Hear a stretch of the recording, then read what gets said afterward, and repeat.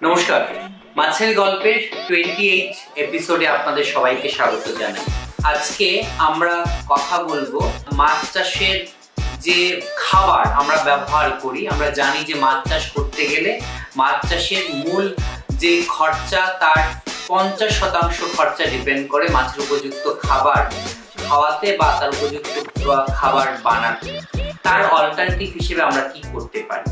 মাছের পুকুরে খাবার আমরা অল্টারনেটিভ হিসেবে স্পাইরুলিনা ব্যবহার করতে পারি। আজকের দিনে স্পাইরুলিনা হালকা নোনা জল সমৃদ্ধ পুকুরে অতি সহজেই সেটা বংশ বিস্তার করে এবং অতি সহজে সেখানে গ্রো করে, এবং যেখানে মিষ্টি জল বা সাধু জলের মাছ চাষ করা হয় সেখানে আমরা স্পাইরুলিনার পাউডার বা স্পাইরুলিনার ক্যাপসুল আমরা ব্যবহার করতে পারি।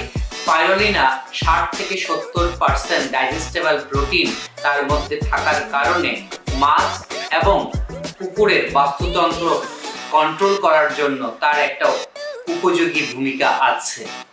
আশা করব আপনারা মাছের গল্পের আগামী এপিসোডগুলোতেও এইভাবে আমাদের সাথে থাকবেন এবং স্পাইরুলিনার মাধ্যমে জৈবিক পদ্ধতিতে মাছ চাষ করার ক্ষেত্রে আপনারা আগামী দিন এগিয়ে আসবেন।